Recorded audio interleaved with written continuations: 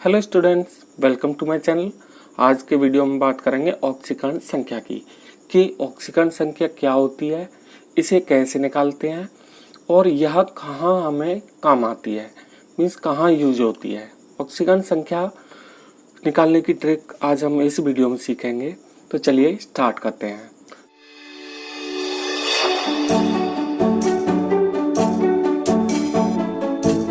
तो सबसे पहले ऑक्सीकरण संख्या बनाने के कुछ नियम हैं।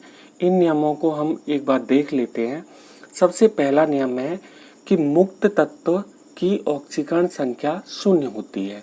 अब ये क्या बात हुई? मुक्त तत्व मीन्स कोई भी फ्री तत्व, जैसे कि कार्बन है।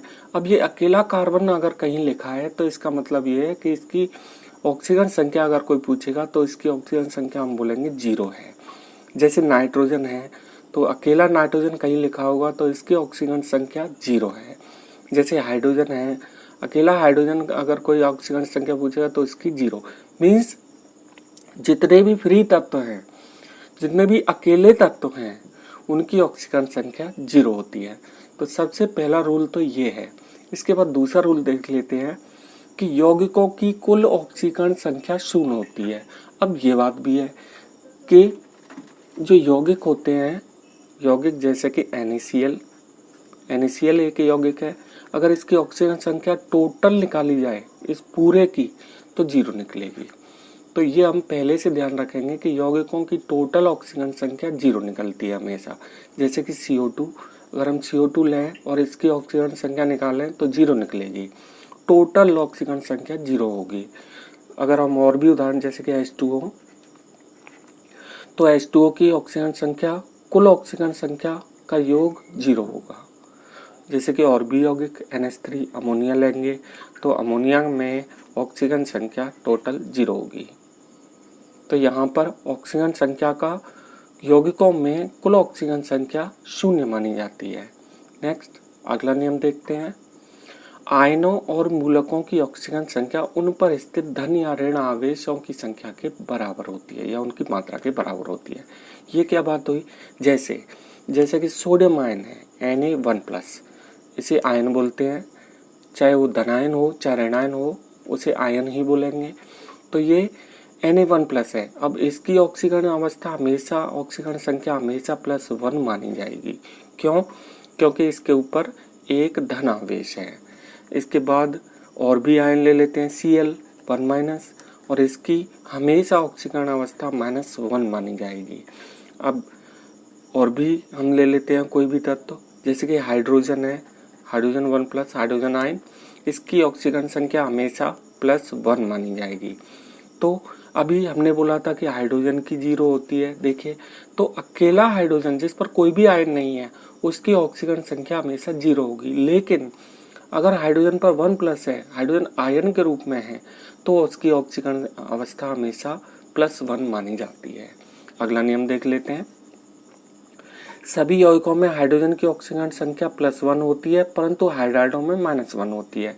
ये क्या बात हुई कि जिन यौगिकों में हाइड्रोजन है अंदर, जैसे कि H2O है, तो और H2O में हमें हाइड्रोजन दिखाई दे रहा है, ये रहा, तो इसकी ऑक्सीकरण संख्या हम मानेंगे हमेशा +1। इस यौगिक के अंदर अगर अकेला हाइड्रोजन लिखा है तो तब तो 0 मानेंगे, लेकिन यौगिक के अंदर हाइड्रोजन है तो वहां पर ऑक्सीजन संख्या हम +1 मानेंगे। ठीक है। अब इसके बाद और भी उदाहरण ले लेते हैं। जैसे कि हाइड्रोजन का कोई उदाहरण NH3, अगर NH3 में हम हाइड्रोजन की ऑक्सीजन संख्या निकालें तो हमेशा +1 मानी जाएगी, क्योंकि हाइड्रोजन वैसे भी धनायन बनाता है। तो यहाँ पर इसकी ऑक्सीकरण अवस्था कितनी मानी जाएगी? +1 मानी जाएगी। इसके अलावा यहाँ पर और क्या कह रहा है कि हाइड्राइडों में -1 होती है। हाइड्राइड वे होते हैं जिनमें हाइड्रोजन जोड़ा, जैसे कैल्शियम हाइड्राइड CaH2, ये कैल्शियम हाइड्राइड है। कैल्शियम हाइड्राइड में H1- जो मूलक होता है वो जुड़ा होता है, तो उन्हें हम हाइड्राइड कहते हैं। हाइड्राइड वगैरह इनकी वीडियो, इनके बारे में आपको आगे की वीडियो में पता चलेगा। तो यहाँ पर फिलहाल हम, ये हाइड्राइड है, तो हाइड्राइड में हाइड्रोजन की यहाँ पर कितनी मानेंगे? यहाँ पर मानेंगे -1। बस ये केवल हाइड्राइड के लिए ही है, और सब में हाइड्रोजन की जहाँ भी हमें हाइड्रोजन दिखाई दे जाएगा वहाँ पर ऑक्सीजन संख्या हम हमेशा प्लस मानेंगे, हमेशा +1 मानेंगे। ठीक है, एक ये अपवाद है हाइड्राइड। हाइड्राइड जितने भी होंगे, कुछ एक हाइड्राइड होते हैं, सोडियम हाइड्राइड, कैल्शियम हाइड्राइड, तो इनमें -1 मानते हैं हाइड्रोजन की। ठीक है, अब इसके बाद अगला नियम देख लेते हैं। यौगिकों में सभी क्षार धातुओं की ऑक्सीजन संख्या +1 होती है। अब क्षार धातुएं क्या होती है? क्षार धातुएं होती हैं आवर्त सारणी की पहली line, means hydrogen, lithium, sodium, potassium, rubidium, caesium, francium. ये तत्व कहलाते हैं सम्मिलित रूप से क्षार धातुएं। तो क्षार धातुओं में अगर क्षार धातुओं की ऑक्सीजन संख्या +1 मानी जाती है हमेशा, वो भी कहाँ? यौगिकों में। अगर ये अकेले हों जब तो ये बात होगी कि 0 ही होगी सबकी, जैसे कि हाइड्रोजन अकेला हो तो 0 होगी, लिथियम अकेला हो तो 0 होगी, सोडियम कहीं पर अकेला हो तो 0 होगी, पोटेशियम जैसे सोडियम कहीं पर लिखा है तो इसकी हम कितनी मानेंगे? 0 ही मानेंगे। लेकिन अगर ये तत्व किसी यौगिक के अंदर है तो वहाँ पर इनकी ऑक्सीजन संख्या हम +1 मानेंगे हमेशा। जैसे कि NaCl। अब NaCl में अगर कोई पूछे कि सोडियम की कितनी है तो +1 है। क्यों? क्योंकि सोडियम क्षार धातु है और क्षार धातुओं की ऑक्सीजन संख्या यौगिकों के अंदर होती है +1। ठीक है, अब इसके बाद ऐसे ही पोटेशियम कहीं भी, जैसे KCl है या KOH है, KOH है, अगर KOH में हम पोटेशियम की ऑक्सीजन संख्या निकालें तो यहाँ कितनी मानी जाएगी? +1 मानी जाएगी। और ध्यान रहे ये ऑक्सीजन संख्या बहुत ज़्यादा इम्पोर्टेंट है, जो कि IUPAC इंटरमीडिएट के IUPAC में इसका मुख्य रोल है, इसका मेन रोल IUPAC में आपको देखने को मिलेगा। तो यहाँ पर देखिए पोटेशियम की ऑक्सीजन संख्या +1 मानी जाती है हमेशा। और अगर पोटेशियम अकेला हो तो 0, क्योंकि अकेले तत्व की तो ऑक्सीजन संख्या 0 ही होती है। अगला नियम है यौगिकों में सभी क्षार धातुओं की ऑक्सीजन संख्या +1 होती है। ये तो हो गया। अगला नियम है यौगिकों में क्षारीय मृदा धातुओं की ऑक्सीजन संख्या +1 +2 होती है। अब ये क्या बात हुई? तो देखिए यहाँ पर ये तत्व है बेरिलियम, आवर्त सारणी की दूसरी line, magnesium, calcium, strontium, barium और रेडियम। ये तत्व कहलाते हैं क्षारीय मृदा धातु, क्षारीय मृदा धातु, और इनकी ऑक्सीजन संख्या यौगिकों में +2 मानी जाती है हमेशा। तो उदाहरण जैसे कि मैग्नीशियम ऑक्साइड है MgO, अगर इसमें मैग्नीशियम की ऑक्सीजन संख्या पूछे कोई तो +2 मानेंगे हमेशा। क्यों? क्योंकि यह क्षारीय मृदा धातु है। इनमें से कैल्शियम है, जैसे कि कैल्शियम क्लोराइड CaCl2, अगर हम इसमें कैल्शियम की ऑक्सीजन संख्या पता करें कि निकालें तो हमेशा +2 हम मानेंगे इसकी, क्योंकि कैल्शियम क्षारीय मृदा धातु है। ठीक है, अब इसके बाद अगर ये तत्व अकेले हों जब तो 0 ही होगी, जैसे कि कैल्शियम अकेला हो कहीं, कैल्शियम अकेला हो तो 0 मानी जाएगी। मैग्नीशियम अकेला कहीं हो, सिंगल मैग्नीशियम, तो इसकी 0 मानी जाएगी। ठीक है, लेकिन यही कैल्शियम यही मैग्नीशियम किसी यौगिकों के अंदर हैं तो उनकी ऑक्सीजन संख्याएं हमेशा +2 मानी जाएंगी। ठीक है, तो ये क्लियर हो गया। इसके बाद एक नियम और है, यौगिकों में ऑक्सीजन की ऑक्सीजन संख्या -2 होती है, परंतु परऑक्साइडों में -1 होती है। अब ये क्या बात हुई? तो इसको यहाँ समझ लेते हैं। इसको यहाँ पर देखते हैं कि ऑक्सीजन की ऑक्सीजन संख्या हमेशा कितनी मानी जाती है? -2। तो देखिए यहाँ पर CO2, अगर CO2 यौगिक है और इसमें आपसे पूछा गया कि ऑक्सीजन की ऑक्सीजन संख्या एक ऑक्सीजन की कितनी होगी, तो -2 मानेंगे हमेशा हम। क्यों? क्योंकि ऑक्सीजन की सब जगह -2 ही होती है। इसके अलावा NaOH, एक और कोई तत्व ले लेते हैं NaOH, तो NaOH में हम ऑक्सीजन की कितनी मानेंगे? -2। ठीक है, और अकेला ऑक्सीजन है, जैसे कि यहाँ पर लिखा है कि अकेला ऑक्सीजन अगर है तो इसकी हमेशा 0 ही मानी जाएगी, अकेले ऑक्सीजन की 0 मानी जाएगी। पर ऑक्सीजन वही ऑक्सीजन किसी यौगिक के अंदर है तो वहाँ पर मानी जाएगी -2। लेकिन इसमें एक बात और है कि कुछ तत्व होते हैं परऑक्साइड, तो परऑक्साइड में हम -1 मानते हैं ऑक्सीकरण की। परऑक्साइड कौन होते हैं? जैसे H2O2, हाइड्रोजन परऑक्साइड बोलते हैं इसे। तो हाइड्रोजन परऑक्साइड में ऑक्सीजन की ऑक्सीकरण संख्या हमेशा -1 मानी जाएगी। अब कैसे पता करेंगे कि ऑक्साइड और परऑक्साइड क्या होते हैं? तो देखिए कि जैसे H2O है, ठीक है। अब H2O को स्ट्रक्चर बनाएंगे H2O का, H single bond O single bond H। और अगर हम H2O2 का स्ट्रक्चर बनाएंगे तो H single bond O single bond O single bond H। तो यहाँ पर देखिए, यहाँ पर आपको दिखाई दे रहा है कि दो ऑक्सीजन आपस में जुड़े हुए हैं। तो ऐसे यौगिक जिनमें 2 ऑक्सीजन आपस में जुड़े होते हैं उन्हें हम परऑक्साइड कहते हैं। तो परऑक्साइड का पता ऐसे लगाएंगे, ठीक है। तो परऑक्साइड, जो भी परऑक्साइड है उनमें -1 मानी जाएगी ऑक्सीजन की ऑक्सीकरण संख्या, ठीक है। और बाकी नॉर्मल के जितने भी ऑक्सीजन हैं उन सब में -2 मानी जाएगी। बिल्कुल सरल है।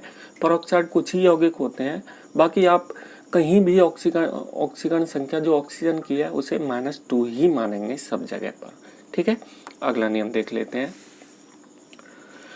यौगिकों में हैलोजनों की ऑक्सीकरण संख्या -1 होती है। अब ये क्या बात हुई?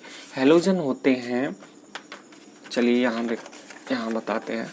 हैलोजन होते हैं fluorine, chlorine, bromine, iodine, एस्टेटीन, AT, मतलब आवर्त सारणी की सेकंड लास्ट लाइन। ये तत्व कहलाते हैं हैलोजन। और हैलोजनों की हमेशा यौगिकों में ऑक्सीकरण संख्या -1 मानी जाती है, ठीक है। तो अगर जैसे फ्लोरीन, अकेला फ्लोरीन हुआ जब तो 0 मानी जाएगी, अकेला क्लोरीन हुआ जब तो 0 मानी जाएगी, अकेला ब्रोमीन हुआ जब भी 0 मानी जाएगी। लेकिन अब यही हैलोजन, यही तत्व किसी यौगिक के अंदर है, जैसे कि HI, हाइड्रोजन आयोडाइड बोलते हैं इसे, हाइड्रोजन आयोडाइड। अब इसमें आयोडीन की पूछें तो आयोडीन की इसमें होगी -1 मानेंगे हम, ठीक है। अगर HCl में अगर क्लोरीन की पूछें तो -1 मानेंगे, और अकेला क्लोरीन कहीं है तो 0 मानेंगे। तो ये नियम हैं इतने, बस केवल इतने नियम आपको ध्यान रखने हैं कि यहाँ पर देखिए नियम इतने हैं, तो इतने नियम ही आपको केवल याद करने हैं, बस इनसे ही काम हो जाएगा। हम किसी भी तत्व की ऑक्सीकरण संख्या निकाल पाएंगे। अब उदाहरण देख लेते हैं कि ये आता किस तरह से है, ऑक्सीकरण संख्या हम कैसे निकालते हैं। तो यहाँ पर सबसे पहला उदाहरण देखिए KMnO4, और इसमें बताया गया कि KMnO4 में Mn की ऑक्सीकरण संख्या हमें निकालनी है, ठीक है। तो इनकी तो फिक्स होती है, बाकी कुछ की हम निकालते हैं, ठीक है। जैसे Mn की हमें निकालनी है, Mn की ऑक्सीकरण संख्या हमें निकालनी है, बाकी इनका हमें पता है। तो यहाँ पर K की कितनी है? K देखिए यहाँ पर कहाँ मिलेगा हमें K, hydrogen, lithium, sodium, potassium. तो इसका मतलब 4 धातुओं में K, 5वें नंबर का पॉइंट। तो 4 धातुओं की ऑक्सीकरण संख्या कितनी मानी जाती है? हमेशा +1 मानी जाती है। तो K की कितनी मानी जाएगी? +1, ठीक है। इतना कर लिया, कोष्ठक में बंद कर देते हैं इसे। अब प्लस लगाएंगे, Mn की हम X मान लेंगे। हाँ, ये सबसे पहला काम हम यही करेंगे, माना Mn की ऑक्सीकरण संख्या, ऑक्सीडेशन नंबर X है, ठीक है। हम इतना काम कर लेंगे। उसके बाद K की +1, Mn की X मान लेंगे, ठीक है। अब उसके बाद हम ऑक्सीजन, तो ऑक्सीजन का यहाँ लिखा ही है, -2 होती है, तो -2, ठीक है। अब 4 ऑक्सीजन है तो 4 का गुणा कर देंगे, ठीक है ना। अब इसके बाद टोटल, हाँ एक बात और, आपने यहाँ इस पॉइंट पर गौर किया होगा, सभी यौगिकों की कुल ऑक्सीकरण संख्या 0 होती है इस पॉइंट पर, दूसरे नंबर के। तो इसकी टोटल क्या होगी? 0 होगी, तो बराबर 0 कर देंगे हम इसे, ठीक है ना।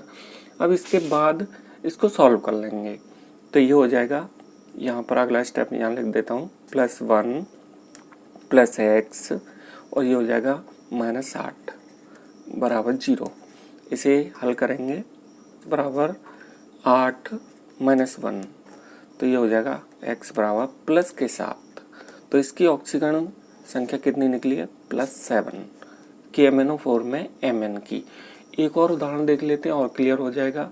तो यहाँ पर K2Cr2O7 पोटेशियम डाइक्रोमेट है ये, K2Cr2O7 में हम Cr की निकालेंगे, क्रोमियम की, ठीक है, इस क्रोमियम की निकालेंगे। तो वही बात है, x मान लेंगे, तो यहाँ लिख लेंगे x माना क्रोमियम की x है।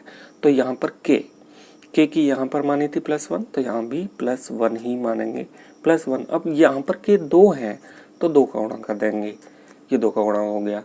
इसके बाद प्लस, इसके बाद x मान लेंगे इसको, और x है क्योंकि 2 क्रोमियम है तो 2x मान लेंगे इसे, ठीक है। अब 2x प्लस ऑक्सीजन की हमेशा -2 ही होती है तो -2 लिख देंगे।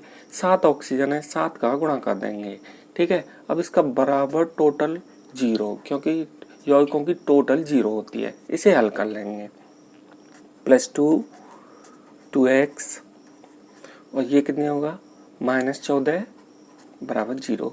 इसे हल करने पर क्या आएगा, यहाँ पर आएगा x बराबर 14 - 2/2, तो x बराबर 12/2। तो यहाँ x बराबर कितना आएगा +6। तो +6 हो जाएगी ऑक्सीकरण संख्या क्रोमियम की। यहाँ पर कैलकुलेशन और देख लेना। इसके बाद अगला उदाहरण हम देखते हैं H2SO4। H2SO4 में हम सल्फर की निकालेंगे, क्योंकि सल्फर की फिक्स नहीं होती, बाकी औरों की फिक्स होती है। तो H2SO4 में सल्फर की x मान लेंगे हम। तो इसके बाद हाइड्रोजन की हमेशा +1 होती है तो +1 लिख देंगे। इसके बाद 2 का गुणा कर देंगे हाइड्रोजन, क्योंकि 2 हाइड्रोजन है। इसके बाद प्लस लिखेंगे, सल्फर की हमने x मानी है। इसके बाद ऑक्सीजन की हमेशा -2 होती है तो -2 लिख देंगे। 4 का गुणा कर देंगे, क्योंकि 4 ऑक्सीजन है, और बराबर 0, ठीक है। इसके बाद +2 हो जाएगा, ये इसे सॉल्व करेंगे तो यहाँ पर +x और ये हो जाएगा -8। इसे और हल करें बराबर 0, इसे और ज़्यादा हल करेंगे तो x बराबर +6। तो सल्फर की यहाँ कितनी निकलेगी +6, ठीक है। अब इसके बाद एक लास्ट उदाहरण देख लेते हैं। HNO3 नाइट्रिक अम्ल है ये। HNO3 में किसकी निकालनी है, हमें नाइट्रोजन की निकालनी है। तो यहाँ पर नाइट्रोजन की x मान लेंगे, हाइड्रोजन की +1, ठीक है। उसके बाद x, फिर इसके बाद ऑक्सीजन की -2, हमेशा -2 ही लेते हैं, वो तो परऑक्साइडों में होता है -1, और 3 का गुणा कर देंगे बराबर 0। तो यहाँ पर इसको हल कर देंगे। यहाँ पर होगा ये हो जाएगा x -6 और ये एक +1 बराबर 0। यहाँ हो जाएगा x बराबर 6 - 1 मीन्स x बराबर 5 +5।